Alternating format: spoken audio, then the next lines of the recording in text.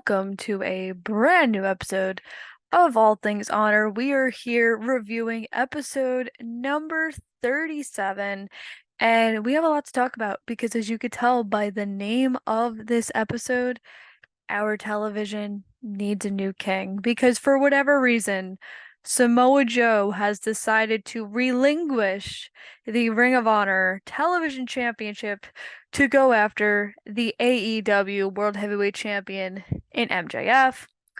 We'll get to that a little later on, but let's review episode number 37 of Ring of Honor TV. Our episode starts off with an emergency mem that Athena has called. This was after her match with Mercedes Martinez last week. Stark starts off the meeting apologizing for costing them their loss in that tag team match a couple weeks ago and says that she is really trying, and even though her best is not good enough for Athena, she hopes that Athena could at least see that she is trying. Athena says that if it's going to take her screaming at Starks every week to get her to be violent, she will do that. She says that Starks is no longer suspended from MIT, and after Athena walks away and Lexi Nair and Starks celebrate in true minion fashion. So this was actually posted to social media last week, and then it was just like shown on the episode. I would have rather them just save this for the episode and not post it on socials. Felt like that would have made a little bit more sense because I felt like everybody saw that video that they posted on Twitter last week because they shared it throughout the week leading up to this week's episode of Ring of Honor. But who am I? Our first match for the evening was for Pentaco versus Tony Nese, and before the match started, Nese and Sterling cut a promo saying that they got rid of their Ethan Page problem, they're moving on to bigger and better things. And Nese says that after he beats Serpentico, the whole crowd will be getting into group exercising. Same thing every week. Halfway through the match, Ethan Page comes out in workout clothes saying he is ready for group exercising, but since Nese is in the middle of a match, this might not be the best timing. Serpentico takes advantage and rolls up Nese to get the quick win here. Page gets back on the microphone, asks if group exercising is canceled, and Nese screams at Page as they go back to celebrate Serpentico's win. So now that we kind of are in this little TV title dilemma, I'm actually going to assume that they're going to do some type of tournament, and the finals are probably going to be Tony Nese and Ethan Page finally going to get his huge retribution and win and become TV champion. That's not how I would have booked it, but who am I?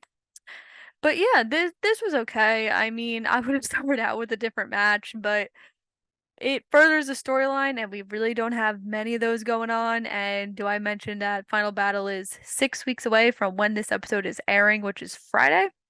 So should be interesting, but we move on to the next. Action Andretti and Darius Martin promo up. They said they are feeling confident going into their match tonight. They say that Shane Taylor Promotions always has soldiers in their corner. Now they have some soldiers in theirs. Talk about the infantry, and they are staying ready as they're getting ready for their 8-man tag team match tonight. You all know how much I love multi-man tag team matches. I hate them. I think Tony needs to stop doing them, but we'll get there.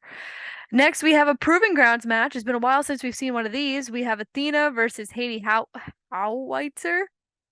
And Howitzer looked really good, and although Athena had most of the offense throughout the match, like she does have usually in the Proving Grounds match, I wouldn't mind seeing Howitzer back within Ring of Honor. After the match, Athena beats down Howitzer to prove that she is the most dominant women's champion in Ring of Honor history. We love a champion that shows up to the program. We love that for ourselves. Kyle Fletcher and Lee Johnson was next. Now, this to me was literally the match of the entire episode. Fletcher's on another level right now, and I know we talk about this every single week, but when it was announced that Mark Davis was hurt, I was worried they wouldn't really have anything for Fletcher to do, and they proved me wrong. He's constantly having bangers each and every week. Shane Taylor and Lee Moriarty were watching from the back, scouting Lee Johnson. And Fletcher picks up the win, and Shane Taylor says he doesn't understand why Lee Johnson won't join him in Shane Taylor Promotions, and if he makes the jump over, he will stop losing. So again, I'm going to assume that it is leading to him joining Shane Taylor Promotions. I really don't see any reason why he wouldn't join them. I think Shane Taylor makes a pretty good point, and I think it makes sense all the wise storyline. So I guess we gotta see where that goes. I'm hoping we'll get an answer by Final Battle. Wouldn't it be so interesting if like they beat the Gates of Agony, like the Embassy, and like Shane Taylor, Lee Moriarty, and Lee Johnson were six-man champs? Crazy, crazy thinking here. Next, we have Charlotte Renegade and Leyla Hirsch. Robin kept getting involved throughout the match, and towards the beginning of the match, she literally like threw like the nastiest punch at Leyla. Robin distracted the referee so Charlotte could try to use a chair. When Rachael Ellering makes the save, I love this team, and we're gonna get to that later. Ellering came to make the save. Hersch picks up the win via submission. After the match is over, Ellering and Hersch come face to face when Hersch walks out of the ring without thanking Ellering for her necessary assistance. So I've said this a couple times about the Renegade Twins. I don't understand what we're doing with them. They're kind of just like the jobbers of Ring of Honor, if I'm being honest with you. I honestly don't think they have a win in the company. I might be wrong, but I'm like 98% sure they have yet to get a win in Ring of Honor. But they're doing their job pretty good. But again, I don't understand what we're really doing with them. I do love this Ellering and Hirsch pairing. I think it makes all the sense in the world because I think Hirsch like not desperately, she's gotten very good at her promo. She's gotten a lot better, and I think Ellering is going to try to bring that personality out of her, which is why this pairing makes so much sense. And I love it. And please give me more of this. And I know we get more of this later on in the episode. I was very excited. As I was excited that we got another mem. That's two mems. It's the best thing on the Ring of Honor programming. Lexi Nair gets the heat this week because she called Willow Nightingale and Chris Statlander her best friends, and she gets demoted to Minion in Training #1. Come on, Lexi. You only have two best friends, and that's Billie Starkz and Athena. So close. Athena tells Starks to take her new aggression towards her match tonight against Rachael Ellering, and as for her, she's excited that Final Battle is in her hometown, and she cannot wait to see who is going to be the one to challenge her at the final pay-per-view of the year for Ring of Honor. So the interesting thing is, anytime she mentioned Final Battle, Billie kept looking at the title and smiling. So I know I said this last week that I really feel like Starks is going to be the one to not only challenge Athena, but also be the one to beat her. I really don't see any sense of anybody else trying to challenge Athena. I don't think anything else would truly make sense at this point, but Ring of Honor always finds ways to surprise me. So it should be interesting to see where we go with that, but love, great segment, 10 out of 10. Now we have the Iron Savages versus Cole Carter and Griff Garrison. And I know I've been kind of hard on the Iron Savages, but I think they've really grown on me the last couple weeks. They are put Ring of Honor are putting a lot of stake into this tag team because they keep delivering good matches every week. Sadly, Cole Carter and Griff Garrison did not get the win. Seems to be back to the drawing board for them. Although it seems like they are clicking more as a tag team, which is nice to see, but well, Maria might just have to think of a new plan at this point. They showed a recap of what happened on Dynamite with Joe vacating the TV title, which was one of the worst booking decisions Tony Khan, I think, has done. Ring of Honor announces that next week Tony Khan will say what is next for the TV title, even though it was rumored all day that there was going to be an announcement on Ring of Honor TV, and the announcement was just that there's going to be another announcement. I could book the tournament myself. Like I said, the finals should be Tony Nese and Ethan Page. I think Serpentico should be in there. I think Angelico should be in there. I think Shane Taylor should be in there. Like Dalton Castle, I think should definitely be thrown in there where we'll talk about him and his title match. Don't know when that is happening. I think it's happening next week because I think they taped it after Dynamite. I'm not 100% sure about that though. So I don't know why we need to wait to make an announcement unless this decision to strip him was literally made last night, which I would not be shocked to be honest, but uh ay ay ay. So we have the Billie Ellering. That is definitely not who wrestled. We have the Rachael Ellering Billie Starkz match next, and this match was really good. Starkz is proving every week why she should be the one to dethrone Athena. Like I said, I do think that's happening at Final Battle. Ellering also took it to Starkz, and I am thrilled that Rachel's actually being used. I feel like she's one of the most underutilized women's wrestlers on the indie scene. She has so much knowledge, and I feel like it'll actually be utilized in Ring of Honor, which is always nice to see. After the match is over and Starkz gets the win, Starkz and Athena get a 2-on-1 attack against Ellering, and Hersch comes out to make the save. Athena also offered Hersch to join the Minions, which I was very confused by because I really didn't see that, but commentary was talking about it, and I was like, what is happening here? This is getting really interesting, especially when we see the promo later on, but it makes me wonder, maybe it won't be Billie. Maybe it'll happen in 2024. Maybe Leyla gets another shot. Maybe Layla's the one to defeat Athena. I really hope that doesn't happen though. But you never know. I'm excited to see where this goes, and I'm excited to see where their tag match goes next week. Next we have Josh Woods. Wow. We have Josh Woods versus SK Bishop. We are so close to having a Ring of Honor match or a Ring of Honor episode without squash match. So close. So close. Next, we have the infamous 8-person tag. We have the Infantry, Action Andretti, and Darius Martin versus Shane Taylor, Lee Moriarty, and the Wingmen. This match really did nothing for me. Again, I get that like everyone's just kind of feuding with Shane Taylor Promotions, but I just feel like this match was thrown out of nowhere.